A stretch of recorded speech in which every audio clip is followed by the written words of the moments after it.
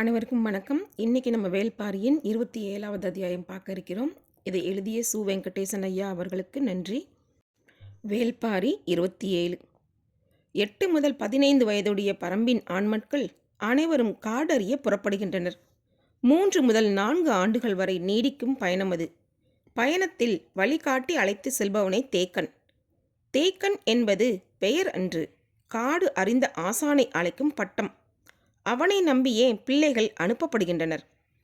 சாமப்பூ 5 ஆண்டுகளுக்கு ஒரு முறை பூப்பது. ஒவ்வொரு முறை அது பூக்கும் போதும் 8 வயதை கடந்த அனைத்து ஆண் பிள்ளைகளையும் அழைத்து கொண்டு காட்டுக்குள் நுழைவான் தேக்கன். பயிற்சி முடிந்து திரும்பிய பின் அடுத்த முறை சாமப்பூ பூக்கும் வரை தேக்கன் ஊரில் இருப்பான். மறுமுறை பூ பூத்த பின் மீண்டும் புறப்படுவான். பரம்பின் ஒவ்வொரு ஆணும் காடு பற்றிய எல்லா விதமான அறிவுகளையும் பெற்று காட்டின் சவால்களை எதிர்கொள்ளும் ஆற்றல் உடையவனாக மாறுவதுதான் காடு அறிதல். வெறுங்கையுடன் காட்டுக்குள் நுழையும் சிறுவர்கள் பெரும் வனத்துக்குள் தன்னந்தனியாக முழு வாழ்வையும் வாழ கற்றுக்கொள்கின்றனர். இந்த பயிற்சி எண்ணற்ற ஆபத்துக்களை உடையது. சிறுவர்கள் சிலர் இதில் இறக்கின்றனர். சிலருக்கு கை கால்கள் சிதைகின்றன. சிலர் காட்டுக்குள் தொலைந்து விடுகின்றனர்.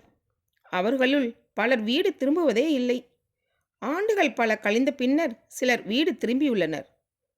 காடு அறிய அழைத்து செல்லப்படும் சிறுவர்கள் கடும் சவால்களை தொடர்ந்து எதிர்கொள்ள நேரும். இயற்கை ஒவ்வொரு கணமும் சவால்களை உருவாக்கியபடியேதான் இருக்கும். ஆனால் அவை எல்லாம் தேக்கனின் கணக்குக்குள் வராது. ஒவ்வொரு நாளும் தேக்கன் உருவாக்கும் சவால்கள் தனி ரகம். அவற்றை மாணவர்கள் எதிர்கொண்டு மீடேற வேண்டும். இவ்வாறு முன்பொரு முறை தேக்கன் அழைத்து சென்ற குழுவில் என் முன்னோன் சூழிவேலும் இடம்பெற்றிருந்தான் என்றான் பாரி. அவன் சொல்லும் கதையை மிகவும் கவனத்தோடு கேட்டுக்கொண்டிருந்தார் கபிலர். அது கார்காலம். மழை விடாது கொட்டி தீர்த்தது. தேக்கனும் மாணவர்களும் சிறு குகை ஒன்றில் ஒண்டியபடி இருந்தனர். நாள் முழுவதும் மழை நின்ற பாடில்லை. மாணவர்களுக்கு கடும் பசி. ஆனால் தேக்கன் உணவுக்கான உத்தரவை கொடுக்கவில்லை. அவர் உத்தரவு கொடுத்த பின்தான் நெருப்பை மூட்டி கைவசம் இருக்கும் கிழங்குகளை சுட்டு சாப்பிட வேண்டும். மழையை வெறித்து பார்த்து கொண்டே இருந்தான் தேக்கன். பொறுத்து பார்த்த மாணவர்கள் ஒரு கட்டத்தில் பொறுமை இழந்து வாய்விட்டு கேட்டனர். சரி, சுட்டு சாப்பிடுங்கள் என்றான் தேக்கன். மாணவர்கள் மகிழ்ந்தனர். முந்தைய நாள் காலை உணவுக்கு பின் யாரையும் சிறும் பழம் கூட சாப்பிட அனுமதிக்கவில்லை. இப்போது அனுமதி கொடுத்தவுடன் வேலைகளை வேகமாக தொடங்கினர். குகைக்குள் இருந்த இடுக்கில் 2 கட்டைகள் கிடந்தன. அவற்றை பயன்படுத்தி கிழங்கை சுட்டுவிடலாம் என்று முடிவு செய்தனர். குகைக்கு வெளியே மழை கொட்டியது. கைவசம் இருக்கும் தீக்கல்லை வைத்து மாணவன் ஒருவன் தீ மூட்ட முனைந்தபோது தேக்கன் குகையை விட்டு வெளியேறினான். மழையில் நனைந்தபடி தேக்கன் வெளியேறியதன் காரணத்தை அறியாமல் மாணவர்கள் விழித்தனர். அவர் நனைந்தபடி வெளியில் நின்று கொண்டிருக்கிறார். நாம் சாப்பிடப் போவது அவருக்கு பிடிக்கவில்லையா? அவரிடம் கேட்டுத்தானே நாம் அனல் மூட்ட முயல்கிறோம் என்று புலம்பியபடி இருந்தனர். பசி அதிகமாகிக் கொண்டே இருந்தது. சாப்பிட்ட பின் என்னவென்று கேட்டுக்கொள்வோம் என நினைத்த ஒருவன் அனல் மூட்ட முயன்றான். அப்போது சூழிவேல் அவனை தடுத்தான். மாணவர்களில் மிக திறன் வாய்ந்தவன் என தேக்கன் கருதுவது சூழிவேலைதான். அவரிடமே காரணம் கேட்போம் என்றான் சூழிவேல். சரி என்றார்கள் மாணவர்கள். நாங்கள் நெருப்பு மூட்டும் போது நீங்கள் ஏன் வெளியில் சென்றீர்கள் என சத்தமாக கேட்டான் சூழிவேல். உங்களை எப்போது சாப்பிட சொல்ல வேண்டும் என எனக்கு தெரியாதா? பசி தாங்காமல் தான் கேட்டோம். அப்படியென்றால் சுட்டு சாப்பிடுங்கள். நீங்கள் ஏன் வெளியில் போய் மலையில் நிற்கிறீர்கள்? 2 ஆண்டுகள் முடியப் போகின்றன. இன்னும் உங்களால் இதை கண்டறிய முடியவில்லையா? மாணவர்கள் எல்லோருக்கும் அப்போதுதான் இதில் ஏதோ சிக்கல் இருப்பது புரிந்தது. என்னவாக இருக்கும் என சிந்தித்தார்கள். ஒன்றும் புரிப்படவில்லை. சிறிது நேரத்துக்கு பின் சூழிவேல்தான் கண்டறிந்தான். தாங்கள் தீ மூட்ட முயன்ற கட்டை தில்லை மரத்தினுடையது. தில்லை மரக்கட்டையின் புகை கண்ணீர் பட்டால் பார்வையை இழக்க நேரிடும். அதனால்தான் தேக்கன் உடனடியாக வெளியேறியிருக்கிறார் என்றான் சூழிவேல். மாணவர்கள் அதிர்ச்சியடைந்தனர். தேக்கனிடம் மன்னிப்பு கோரினர். பசி கண்ணை மறைக்கலாம், ஆனால் கண்ணை கெடுத்துவிடக்கூடாது என்றான் தேக்கன். பொறுத்திருந்தனர். சிறிது நேரத்தில் மழை நின்றது. குகை விட்டு மாணவர்கள் வெளிவந்தனர். பக்கத்து குகையிலோ பாறை இடுக்குகளிலோ காய்ந்த கட்டை இருக்கிறதா என தேடப் போனார்கள். ஆனால் தேக்கன் வேண்டாம் என்று சொல்லிவிட்டான். இப்போது இதற்கான காரணம் தெரியாமல் விழித்தார்கள். குகைக்கு வெளியில் வைத்து தில்லை மரக்கட்டையை கொண்டே தீமூட்டுங்கள். புகை கண்ணீர் படாமல் கிழங்கை சுட்டெடுங்கள். இதுவும் தேவைப்படும் ஒரு பயிற்சிதான் என்றார்.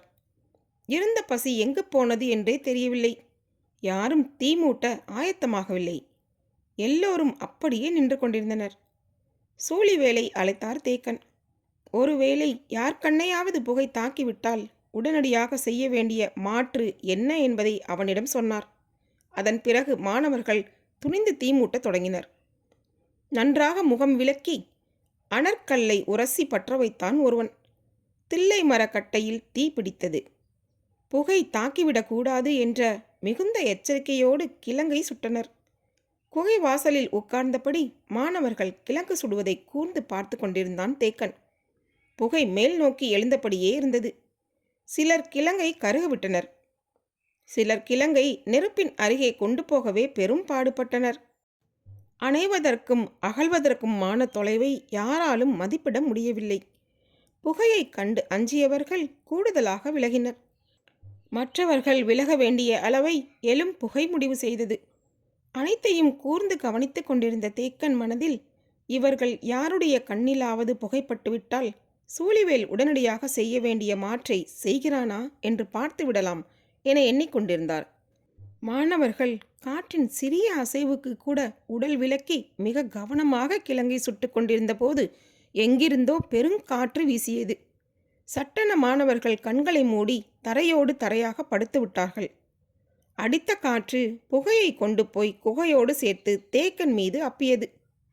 கண்களை மூடிய கணத்தில் தேக்கன் உணர்ந்து விட்டான், புகை இமைகளுக்குள் சூழ்ந்து விட்டது என்று. சூழிவேல் உடனடியாக என்னை தூக்கிச் செல் என்றான். தேக்கனை தோளில் தூக்கியபடி மலைச்சரிவில் இருக்கும் ஆற்றை நோக்கி இறங்கினான் சூழிவேல். மற்றவர்கள் பின்தொடர முடியாதபடி இருந்தது அவனது வேகம். மழை மீண்டும் பெய்யத் தொடங்கியது. சரிந்து விழுந்து விடாமல் கவனமாக நடக்க வேண்டும் என்பது எல்லாம் சூழிவேலுக்கு புலப்படவில்லை. அவனது தோள்களின் பலமும் காலடியின் பிடிமானமும் அபாரமானவை. நெடித்துயர்ந்த தேக்கனை தூக்கிக் கொண்டு விரைந்து இறங்கினான் சூழிவேல். ஆற்றங்கரையை அடைந்ததும் தேக்கனை படுக்க வைத்துவிட்டு உள்ளே குதித்தான். தேக்கன் சொல்லியிருந்தபடி ஆற்றில் முங்கி அதன் ஆதிக்களியை அள்ளி வந்தான். தேக்கனை சுற்றி மாணவர்கள் உட்கார்ந்திருந்தனர். அள்ளி வந்ததை கொடுத்தான். அவரது இரு கண்களின் மேலும் அந்த களியை அப்பினர். அவர் இமைகளுக்குள் குளுமையை உணரத் தொடங்கினார்.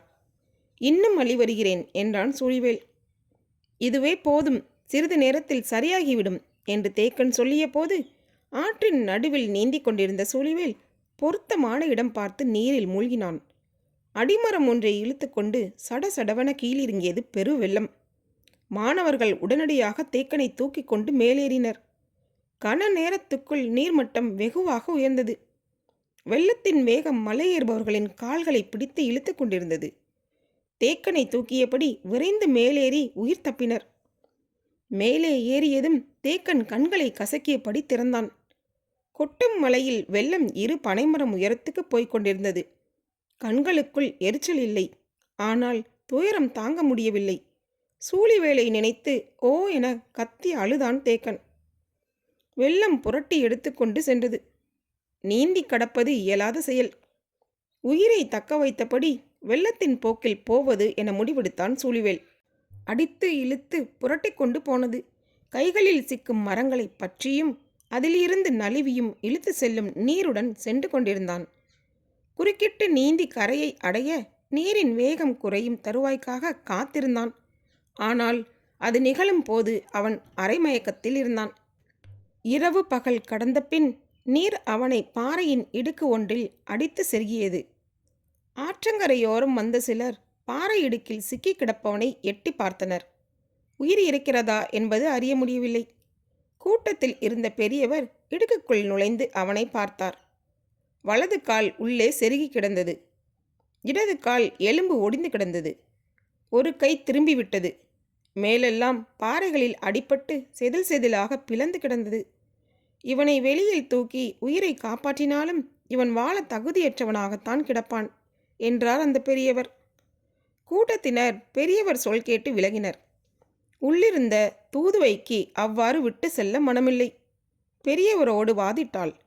ஆனால் அவனது நிலைமை படும் மோசமாக இருந்தாலும் பாறையின் இடுக்கை விட்டு வெளியில் எடுக்க முடியாதபடி அவன் உடல் செருகி கிடந்ததாலும் மற்றவர்கள் அதற்கு ஒப்புக்கொள்ளவில்லை. கூட்டம் நகரத் தொடங்கியது. இறுதியாக தூதுவை சொன்னாள், பாறை இடுக்கில் கிடப்பவனை எடுத்து வெளியில் போட்டுவிட்டாவது போவோம். திறன் இருந்தால் பிழைக்கட்டும் என்றாள். சரி என்று ஒப்புக்கொண்டு பெரும் முயற்சி செய்து அவனை வெளியில் எடுத்து கரை மீது கிடத்தினர். நீர் நிறைய குடித்திருந்ததால் வயிறு ஊதி போயிருந்தது. வெட்டுப்பட்ட எந்த பிளவின் வழியேயும் குருதி கசியவில்லை. வெளிரித்தான் கிடந்தது எல்லாம். இன்று இரவு தாங்க மாட்டான் என சொல்லிவிட்டு நடந்தார் பெரியவர். மற்றவர்களும் உடன் நடந்தனர். காற்று இரவெல்லாம் உடலை உலர்த்தி கொண்டே இருந்தது. அடர் வனத்தில் ரீங்கரிக்கும் செல்வண்டுகளின் ஓசை செவிக்குள் துளையிட்டு நுழைந்தது. கானகத்தின் பல்வேறு ஓசைகளும் நினைவின் ஆழத்தை தொட்டு திரும்பின. கண்ணுக்கு தெரியாத சிறு பூச்சி ஒன்று வெட்டுப்பட்ட பிளவின் நடுவில் உட்கார்ந்து ஊசி கொடுக்கால் கொத்தி வெளியில் எடுத்தபோது அவனது உடல் வலியை நினைவு கொள்ள தொடங்கியது. பொழுது புலர்ந்தது. சூழிவேல் மெல்ல கண்விழித்தான். தனக்கு உயிர் இருக்கிறது என்பதை உணர்ந்தான். கை கால்களை அசைக்க முடியவில்லை. அங்கேயே கிடந்தான். தன்னை இழுத்து வெளியில் போட்டவர்கள் பேசிய பேச்சு அரைக்குறையாக நினைவில் இருந்தது. தனக்கு என்னவெல்லாம் ஆகியிருக்கிறது என அந்த பெரியவர் சொன்னதை வைத்து தனது உடலை மதிப்பிட்டான். அது தேக்கனின் குரல் என அவனுக்கு தோன்றியது. இந்த நிலையில் தேக்கன் இதைத்தான் செய்திருப்பார். மற்றவற்றை எல்லாம் நீதான் சரி செய்ய வேண்டும், இதுதான் பயிற்சி என்பார். தேக்கனின் குரல் எப்போதும் சவால்களையே உருவாக்கும். எனவே சவால்கள் உருவாகும் போதெல்லாம் தேக்கனின் நினைவு வருகிறது. அதில் மாறுபட்டு ஒலித்தது ஒரு பெண்ணின் குரல். அந்த குரலில் இருந்த நம்பிக்கை இப்போது மனதுக்கு மிகவும் தேவையாக இருந்தது. தனக்காக வாதிட்ட அந்த குரலை மெய்ப்பிக்க வேண்டும் என தோன்றியது. கதிரவன் மேலே ஏறி வந்தான். படுத்து கிடந்த சூழிவேலால் உட்கார மட்டுமே முடிந்தது. 2 நாட்களாக எந்த உணவும் உண்ணாததால் கை கால்கள் உயிரற்று இருந்தன. எதையாவது சாப்பிட வேண்டும் என தோன்றியது. வலது கால் வலி மரத்து கிடந்தது. அதையெல்லாம் அவன் பொருட்படுத்தவில்லை. சுற்றும் முற்றும் பார்த்தான். அடர் காட்டின் நடுவே சீறி பாயும் ஆறு. ஆற்றின் போக்கை பார்த்து கொண்டே இருந்தான். சட்டென நினைவுக்கு வந்தது. இடுப்பில் கை வைத்தான். இறுகி கட்டப்பட்ட நாற்கயிறு இருந்தது. நாற்கயிற்றில் போடப்பட்ட முடிச்சை அவிழ்த்தான். உள்ளே கொல்லிக்காட்டு விதை ஒன்று இருந்தது. பயிற்சியின் போது அகாலத்தில் அகப்பட்டு கொண்டால் பயன்படுத்த சொல்லி தேக்கன் கொடுத்த கொல்லிக்காட்டு விதை. விதையை விரல்களால் திருகி உடைத்தான். அதில் சிறு பகுதியை கையோரமாக மண்ணில் தூவிவிட்டு மீதியை முடிச்சிட்டான். படப்படத்து வந்திறங்கின 2 பறவைகள். அவை விதையின் வாசனையை நுகர்ந்தபடி அருகில் வந்தன. சூழிவேல் அவற்றை பிடிக்காமல் பார்த்து கொண்டே இருந்தான். சற்று நேரத்தில் பெருங்காடை ஒன்று இறங்கிய வேகத்தில் அந்த பறவைகள் 2ம் விலகி கொண்டன. கொல்லிக்காட்டு விதையை தனியே ஒரு காடை கொத்தி தின்றது. அது தின்று முடிக்கும் போது சூழிவேல் கையை அருகில் கொண்டு போனான். கையோடு அது சாய்ந்து படுத்தது. இரவு எல்லாம் மனம் பொறுக்காமல் தூக்கம் தொலைத்து கிடந்த தூதுவை காலையிலேயே தன் தோழியை அழைத்து கொண்டு சூழிவேலிடம் வந்துவிட்டாள். அவள் வரும்போது அவன் எழுந்து உட்கார்ந்திருந்தான். மரணத்தை நோக்கி விட்டு சென்ற ஒருவன் அதற்கு எதிர் திசையில் எழுந்து அமர்ந்திருப்பதைப் போல இருந்தது. பெரும் வியப்போடு அவள் பார்த்து கொண்டிருந்தாள். அப்போதுதான் எங்கிருந்தோ வந்த பறவை ஒன்று அவன் கைகளில் வந்து படுத்து கொண்டது. தான் கண்ணால் பார்ப்பதை அவளால் நம்ப முடியவில்லை. என்ன நடக்கிறது என தோழிக்கும் புரியவில்லை. கையில் சிக்கிய பறவையை சுட்டு தின்ன ஆயத்தமானான். இறகுகளை வேக வேகமாக பீத்தெடுத்தான். அப்படியே கடித்து தின்னப் போகிறான் என பார்த்து கொண்டிருந்த பெண்கள் இருவரும் எண்ணினர். இறகுகளை உரித்து முடித்த சூழிவேல் நெருப்பு மூட்ட வழி என்னவென்று சுற்றுமுற்றும் பார்த்தான். கொட்டி தீர்த்த மழையும் விடாது புரண்டு சென்ற வெள்ளமும் எங்கும் நீரை ஊற வைத்திருந்தன. உலர்ந்தவை ஒன்றுமில்லை. கரையின் சரிவில் எடுக்கும் தொலைவில் அனற்கற்கள் கிடந்தன. ஆனால் அவற்றை வைத்து எதை எரிப்பது என சிந்தித்தபடியே கண்களை எங்கும் சுழலவிட்டான். அவனால் நம்ப முடியாத ஒன்று அவனது கண்களுக்கு முன்னால் இருந்தது. அவன் செருகி கிடந்த பாறையை ஒற்றி பால் கொரண்டி செடி ஒன்று தலைத்திருந்தது. அதன் தூர்ப்பகுதி நீரில் மூழ்கியிருந்தது. சூழிவேலுக்கு மகிழ்ச்சி உடலெங்கும் பரவியது. காய்ந்த சருகை விட அதிவேகமாக பற்றி எரியும் பச்சையான பால் கொரண்டி. அது வியப்புக்கு உரிய செடி. செடிகள் எல்லாம் வியக்கத்தக்கவைதான். நமக்குத்தான் அதை கண்டுணர தெரிய வேண்டும். கால்களை மெல்ல அசைத்தபடி கரையின் மேலிருந்து கீழ் நோக்கி சரிந்தான் சூழிவேல். கரையை தாண்ட மேல் நோக்கி ஏறுவதாக இருந்தால் ஒருவேளை முடியாமல் போயிருக்கும். ஆற்றின் ஓரமாக கீழே இருந்ததால் எளிதாகிவிட்டது. உடலை இழுத்தபடி கீழே வந்து சேர்ந்தான். ஏன் ஆற்றை நோக்கி சரிகிறான் என பதறிய தூதுவையும் தோழியும் சற்றே முன்னால் வந்து எட்டி பார்த்தனர். சூழிவேல் பால் கொரண்டியின் இலைகளை ஒட்டி அனற்கல்லை உரசினான். உடலில் எங்கெங்கோ இருந்து வலி மேலே ஏறி வந்து கொண்டிருந்தது. இரு கற்களையும் அழுத்தி பிடித்து உரசும் வலிமையை இறகு உரிக்கப்பட்ட பறவையே கொடுத்து கொண்டிருந்தது. கல்லுக்குள் இருந்து தெரிக்கும் ஒற்றை தீப்பொறியை உருவாக்க மொத்த உடலிலும் விசை ஏற்ற வேண்டியிருந்தது. விடாமல் மீண்டும் மீண்டும் முயற்சி செய்தான். உடல் முழுவதையும் தனது விசையோடு இணைத்தான். அருந்த நரம்புகள் எல்லாம் அவனது எண்ணங்களோடு இணைந்தன. தண்ணீரில் இருக்கும் செடியில் போய் அனற்கற்களை ஏன் தட்டி கொண்டிருக்கிறான் என்பது இருவருக்கும் புரியவில்லை. குழம்பிப் போய் மிகவும் முன்னுகர்ந்து வந்து பார்த்தனர். சட்டென தெரித்த தீப்பொறி பால் கொரண்டியில் பட்டவுடன் பற்றி மேலே எழுந்தது. எண்ணெயில் ஊறி திருகி நிற்கும் திரியைப் போல ஒவ்வொரு இலையும் நெருப்பை மேல் நோக்கி ஊதின. சடசடத்து நாலாபுறமும் பற்றியது நெருப்பு. நன்றாக இறங்கி வந்து நீருக்குள் கால் நுழைத்து பறவையை பால் கொரண்டியின் நடுத்தண்டில் செருகினான் சூழிவேல். செடியின் அடிவாரத்தில் சூழ்ந்திருந்த நீரில் நெருப்பின் ஒளி கங்கு போல் தகதகத்தது. தீயின் நிழலுக்குள் கால் நுழைத்தபடி பறவையின் உடலை முன்னும் பின்னுமாக திருப்பிக் கொண்டிருந்தான் சூழிவேல். அவனது கால்களில் இருந்து நீரின் வழியாக நெருப்பு ஏறியதை பார்த்த தூதுவைக்கு தலை சுற்றுவது போல் இருந்தது. ஆனால் அவளுக்கு முன்னரே கண் செருகினாள் தோழி. ஊர் மாடத்தில் வந்து தூதுவை சொன்னபோது யாரும் நம்பவில்லை. அவன் உயிரோடு மீள்வான் என்பதே நம்ப முடியாத செய்தி. நீ என்னென்னவோ சொல்கிறாய் என மறுத்தான் கிழவன். தூதுவையும் தோழியும் சொல்வதை பார்த்தால் பேயோ அனங்கோ வனத்தாதனாகவோ தான் இருக்க வேண்டும் என முடிவெடுத்து பூசாரியையும் கையோடு அழைத்து கொண்டு புறப்பட்டனர். நாற்பகலுக்கு பின் அவர்கள் சூழிவேல் இறக்கும் இடத்துக்கு வந்து சேர்ந்தனர். அவன் கரையேற முடியாமல் அப்படியே நீரில் கால் நனைத்தபடியே உட்கார்ந்திருந்தான். ஆனால் கொளுத்த பறவையை தின்றதால் முகம் தெளிச்சியாக இருந்தது. பெரும் கூட்டம் ஒன்று வந்து நிற்பதை உணர்ந்து பின்னால் திரும்பி பார்த்தான். வந்திருந்தது பெரும் கூட்டமன்று, சிறு கூட்டம்தான். ஆனால் ஒவ்வொரு மனிதனும் 3 மனிதர்களுக்கு இணை. விரிந்த மார்பும் திரண்ட சதையுமாக வந்து நின்றனர் அவர்கள். திரண்ட மனிதர்களை விலக்கி முன்வந்த பெரியவர் கேட்டார், எங்களின் கண்முன் உனது மாய வித்தைகளை காட்டு. எனக்கு எந்த மாய வித்தையும் தெரியாது. இல்லை, நீ செய்த வித்தைகளை நாங்கள் கண் கொண்டு பார்த்தோம் என்றது தூதுவையின் குரல். ஒரு கணம் கண்ணை மூடினான் சூழிவேல். நேற்று எனக்கு நம்பிக்கை தந்த அந்த குரல். இந்த குரலை மெய்ப்பிக்கவே நான் போராடி கொண்டிருக்கிறேன். நினைத்தபடியே கண் திறந்தான். தூதுவை வந்து எதிரில் நின்றாள். பார்த்த பின் பேச்சு எதுவும் வரவில்லை. வந்தவர்கள் கேட்டார்கள், கால்கள் நீட்டி நீரின் வழியாக பச்சை இலையை சுட்டு எரித்தாயாமே, உண்மையா? சூழிவேல் மறுமொழி சொல்லாமல் பார்த்து கொண்டிருந்தான். அவர்கள் மீண்டும் கேட்டார்கள்.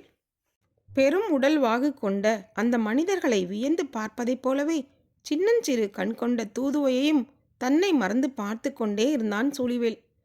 அவர்கள் மீண்டும் கேட்டபோது அனற்கல்லை கொடுக்க கை நீட்டினான். சிறுவன் ஒருவன் போய் அதை வாங்கினான். கரையின் இடப்புற உச்சியில் தனித்து நின்று கொண்டிருந்தது பால் கொரண்டி ஒன்று. அதை போய் தீ மூட்டு என்றான். அந்த சிறுவனும் அவ்வாறே போய் தீ மூட்ட அடுத்த கணம் பற்றி எறிந்தது பால் கொரண்டி. அந்த செடியின் ஆற்றலை விளக்கி சொல்லிக் கொண்டிருந்தான். பசும் செடி பற்றி எரியும் என்பதை அவர்கள் நம்பாமல் தான் பார்த்தார்கள். தூதுவையை பார்க்கும் வரை உள்ளுக்குள் நெருப்பின்றி எரியும் தீயை பற்றி யாராவது சொல்லியிருந்தால் சூழிவேலும் கூடத்தான் நம்பியிருக்க மாட்டான். பறவை எப்படி தானாக வந்து அமர்ந்தது என கேட்டார்கள். இடுப்பில் இருந்த விதையின் சிறு பகுதியை கொடுத்து கரையில் போட சொன்னான். பறவைகள் வந்து தின்றன. தின்று முடித்து பறக்கத் தொடங்குகையில் சிறகை ஈரடி அடித்து மண்ணில் சரிந்தன. பறவை மயங்குமா என கேட்டனர். தன் மயக்கம் மீளாமல் இருந்த அவனுக்கு தன்னையே எடுத்துக்காட்டாக சொல்ல வேண்டும் என தோன்றியது. அவளை பார்த்தபடியே வேண்டாமென நிறுத்தி கொண்டான். அது என்ன காய், எங்கு விளைகிறது என கேட்டனர். வெளியே சொல்லக்கூடாது என்பது எங்கள் குல நாகினியின் வாக்கு என்றான். பெரும் வியப்புக்கு உரிய ஒருவனாக அவன் இருந்ததை பார்த்தபடி நின்றிருந்தனர். பாறைகளின் இடுக்கில் செருகி கிடந்த என்னை எப்படி வெளியே எடுத்தீர்கள் என கேட்டான். இந்த பாறையை நகர்த்தி எடுத்தோம் என்றார் பெரியவர். ஒரு கணம் திரும்பி அந்த பாறையை பார்த்தான். 2 ஆள் உயரம் கொண்ட 2 பெரும் பாறைகள் ஒன்றுடன் ஒன்று உரசியபடி நின்று கொண்டிருந்தன. இவ்வளவு பெரும் பாறையை நகர்த்தினீர்களா? எப்படி முடிந்தது? யார் நீங்கள் என்றான். வந்தவர்கள் சொன்னார்கள், நாங்கள் திரையர்கள். பரம்பின் குரல் ஒலிக்கும். உங்களிடமிருந்து விடைபெறுவது தீபா. நன்றி. இந்த புத்தகம் உங்களுக்கு பிடித்திருந்தால் சப்ஸ்கிரைப் பண்ணுங்கள், ஷேர் பண்ணுங்கள், கீழே இருக்க லைக் பட்டனை கிளிக் பண்ணுங்கள். மீண்டும் பாரி வருவான். நன்றி, வணக்கம்.